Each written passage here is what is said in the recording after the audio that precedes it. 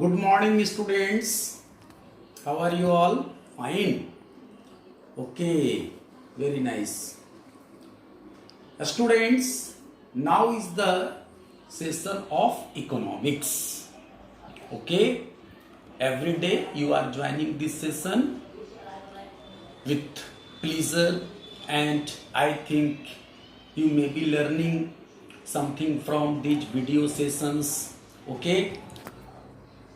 In the previous session of economics, we had discussed about credit creation process of a commercial bank. Okay.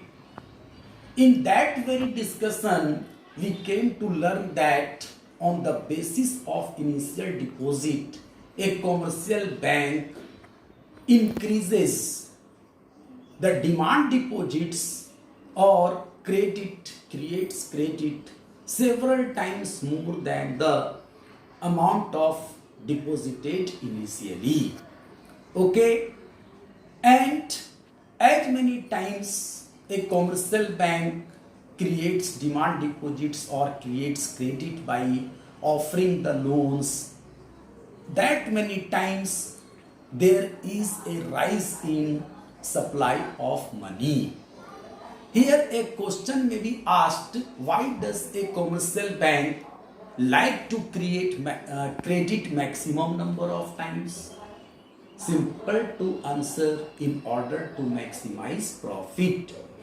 Okay, as many times as a commercial bank will provide loans to others, that many times the commercial bank will earn interest at higher rates. Okay, and the interest charged on different loans is higher than the interest paid on the deposits. The difference between these two is called a spread. Already we have discussed.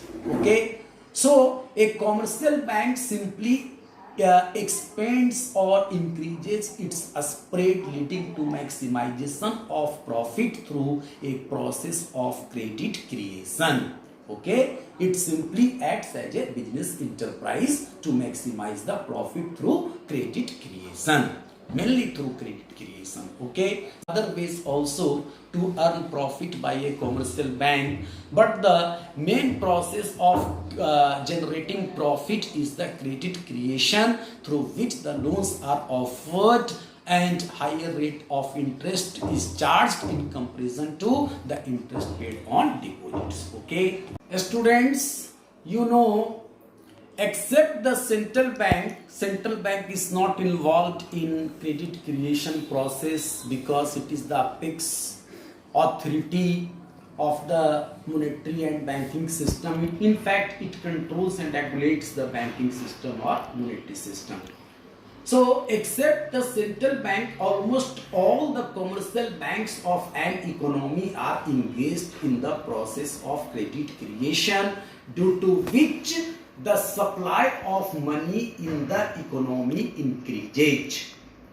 Okay, and as per theories of economics, you will find that when there is more flow of supply of money, or when the money flow in an economy increases over the real flow, then there happens to be inflation.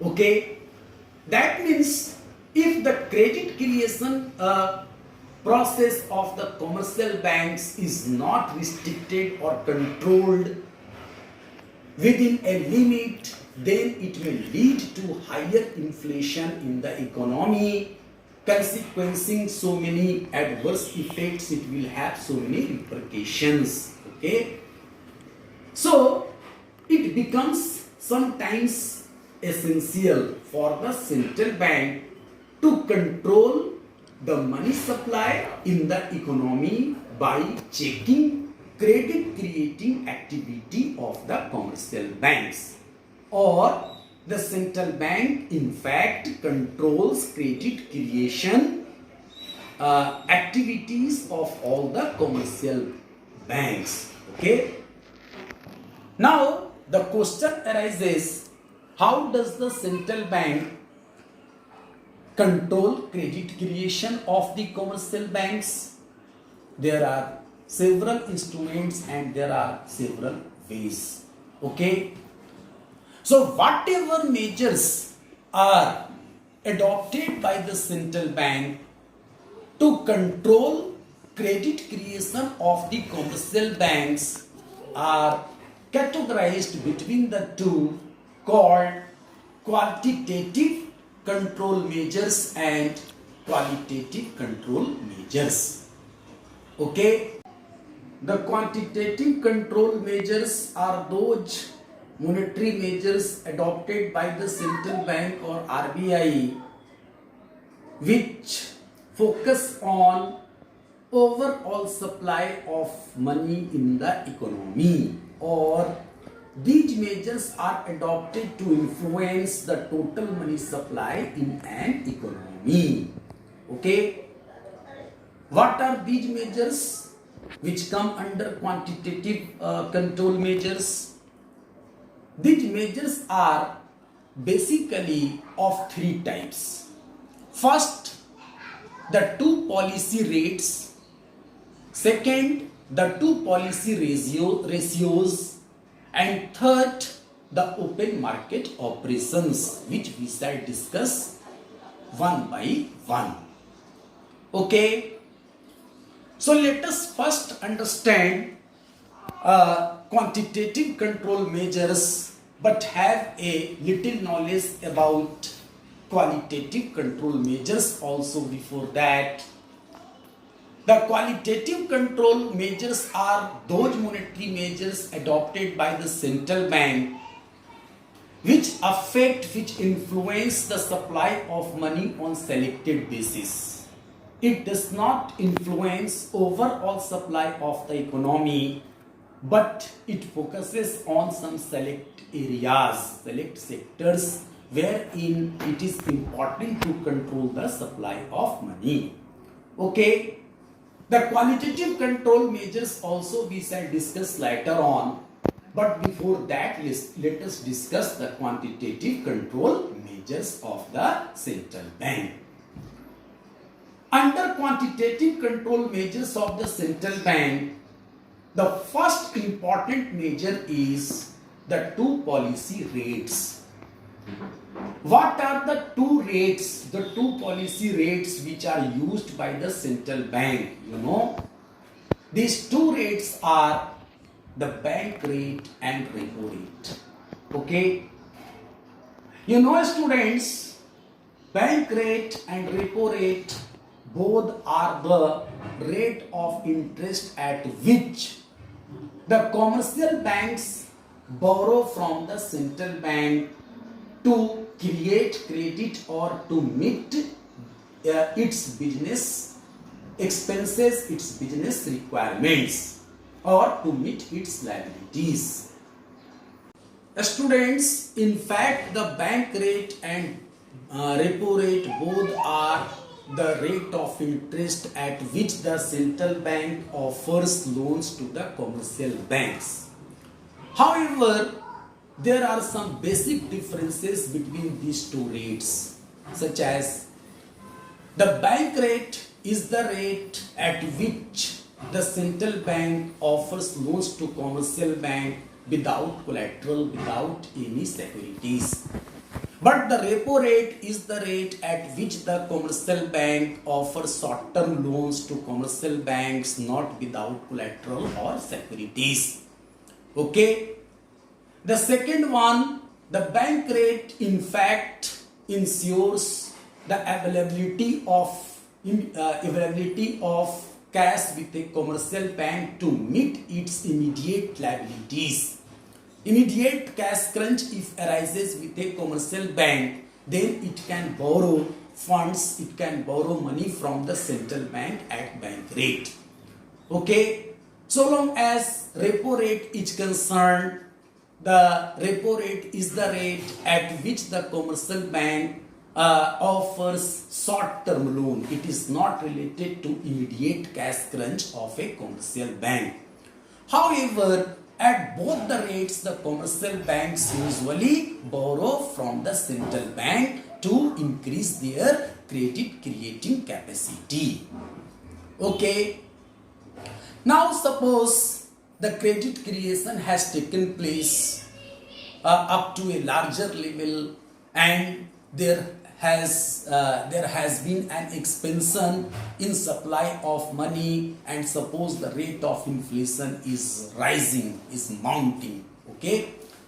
So in this circumstance, by varying the bank rate and repo rate, the central bank can check the credit creation process, credit creation activity of the commercial bank. How? In the three ways. First, if there is inflation, then the central bank will raise the bank rate and the repo rate. In this condition, the commercial banks will not have enough cash with them to create credit automatically. Okay? And the supply of money will reduce, leading to fall in inflation. Similarly, if there is a deflation in the economy, then the central bank would like to lower the bank rate and repo rate. Okay? In this condition, the commercial banks will be in position to borrow from the central bank at larger scale, and they may create more credit, which will lead to controlled deflation. Okay, so this way, by varying the bank rate and repo rate, the central bank can influence the credit creating capacity of the commercial banks. Okay, in order to regulate money supply, to control money supply. The second way of influencing the money supply by varying the bank rate and repo rate is something like this. Try to understand. When the bank rate and repo rate are raised by the central bank, then it becomes a legal compulsion for the commercial banks to have larger cash reserve with them to meet their liabilities. Okay?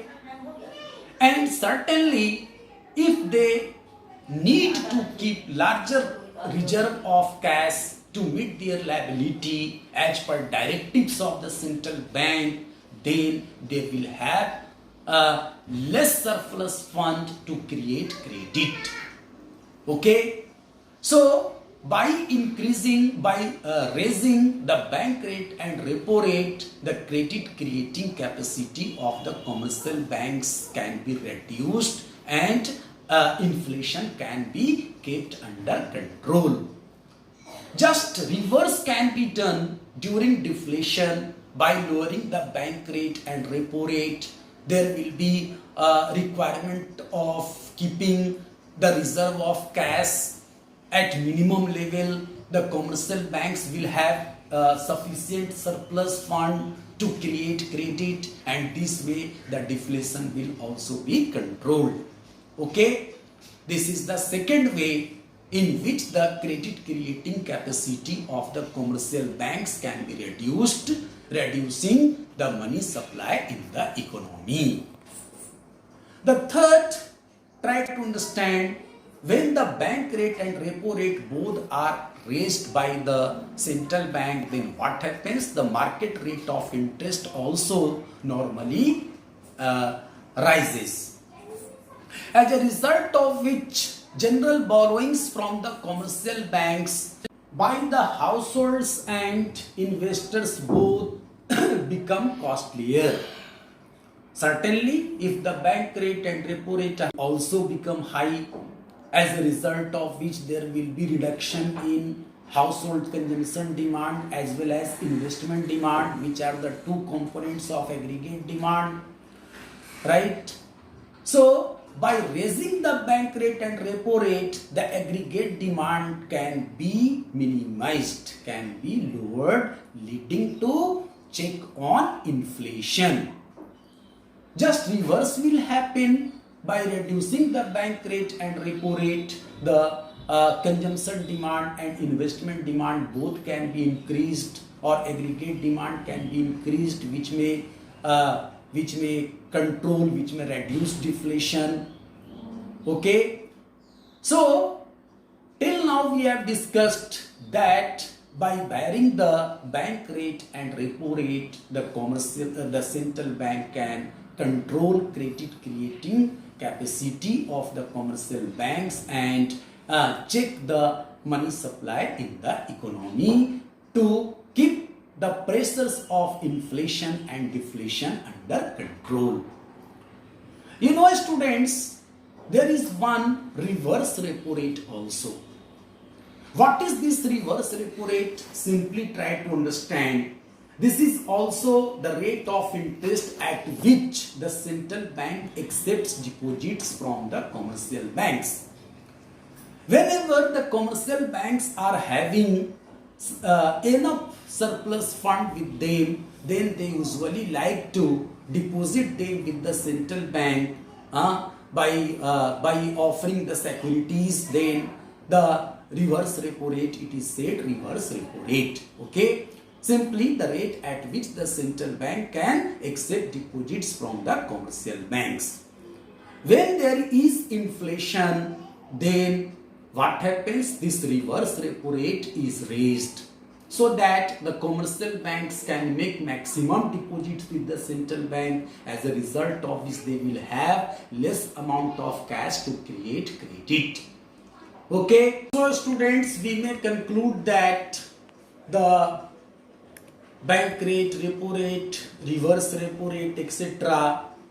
are used as the policy rates to be used for controlling credit in the economy by the central bank.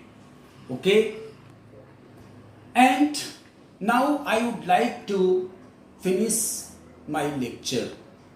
The variations in bank rate and repo rate, reverse repo rate, etc. come under quantitative control measures. There are other two quantitative control measures also, which are called the two policy measures as CRR and SLR, as well as open market operations, which we would like to discuss tomorrow. Okay, so students must go through these topics which I have discussed today in this session from your textbook and make a conversation with me if needed. Thank you very much.